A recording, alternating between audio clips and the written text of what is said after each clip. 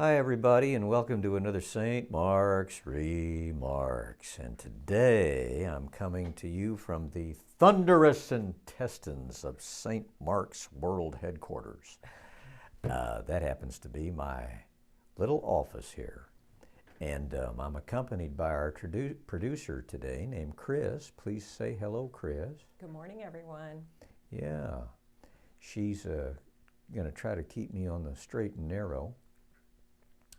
We don't have anything, I guess I'm happy to say, of overarching importance, so I'll just kind of wade into some little stuff, okay? Is that all right, producer? Absolutely. Okay. If you were around last week, or the week before that too, you probably have noticed what a king-size pain in the liturgical butt our PA system is. And I know some of you may wonder, well, gee, why don't those knotheads do anything about that? And I want you to know we are trying. The PA experts were even out last week, one day, to kind of look at it. And I don't know, folks, you know, experts tend to look at things from a different point of view than the rest of us. So anyway, they surveyed it and came up with some different theories, and I don't know that they left us that day any better than they found us. But they tell me that they're going to be here soon with a wholesale change to our PA system, making the church a much more acoustically workable place than it is currently. In the meantime, we've had a young man named Tom Seck take his screwdrivers and expertise and kind of file around on the thing, and it's better. It's better. I hope this week we'll at least have it where it's not so sporadic in its function. If it annoys you, let me tell you, it annoys me 10 times worse. And I do my best to keep my patience about me. But we are working on it.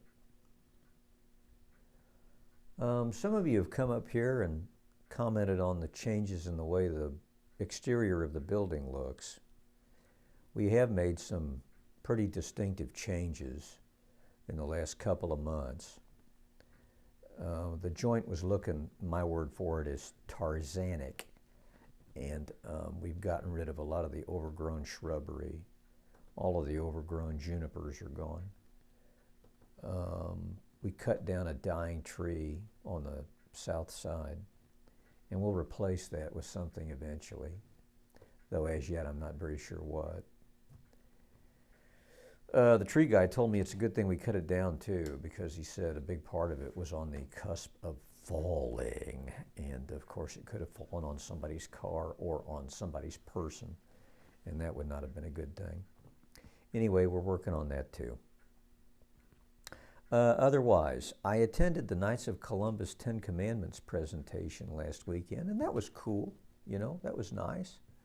There were, I think, around 50 people there, and it was good. I hope to go, I think, again this coming Tuesday night. Looks like I'm going to be able to do that. We're going to talk about the second commandment. You know what that is? Do you know what the second commandment is, producer? I'm putting you on the spot, I know. Yeah, you are. That's okay. You shall not take the name of the Lord thy God in vain. So that's number 2. That should be interesting. And that starts at 7 o'clock on Tuesday night, I think, right? Correct. Now, the mental health ministry, which is something that I think is pretty good and pretty interesting, they have small group meetings, I think, most every Thursday night. And on the 21st, they're going to have a speaker in here at 7 p.m. to talk about suicide prevention. And man, that is a very worthy topic. The last place I was at, visitation, I've often thought of it as the suicide capital of the diocese. I think my first 4 or 5 years there, we had, I don't know, around a half a dozen suicides. Really bad. Oh my, really bad. One of them was a middle-aged woman. All the rest were youngish males. And anyway, I guess the experience of that leads me to at least endorse this deal on the 21st at 7 p.m. as a worthwhile topic. Unfortunately, I cannot be there. I'm already scheduled up that night. But suicide prevention talk, 7 o'clock p.m. on Thursday the 21st. Is that in the Parish Hall, producer? It is, yes. Okay, great. All right, moving right along, the annual Hispanic Ministry Fiesta takes place on Sunday the 24th of September from 11 a.m. to 3 p.m. and they tell me there's all kinds of wonderful things to eat, and I don't know what all they do. I think there's musical stuff and Yes, music, dancers, foods from around the world. what from around the world? Foods from around the world. Food? Oh, really? From around the world? Well, Guatemala, I know, El Salvador, Mexico, just to name a few. So food from the Hispanic world. Correct. We're not going to have Chinese monkey brains or nothing like that. That's true. We are not. Okay. All right. So Sunday the 24th from 11 to 3, the Hispanic Ministry Fiesta. Probably we'll have more to say about that next week too. In fact, we ought to get Hilda in here to talk about it. True. Maybe she could sit down with you next week. Doggone it, why not? We'll have to try and get that scheduled. Yeah, rootin' tootin'. All right, also, it's been encouraged to me to mention to you what's called the First Family Ties event of the year, which is on a Monday, and it's a pet blessing. Is that right? That's right. A pet blessing. Very popular. In the north parking lot that night, beginning at 6:30 p.m. And we have dogs and cats and reptiles and fish. jeepers. Bring them out for a blessing. Wow.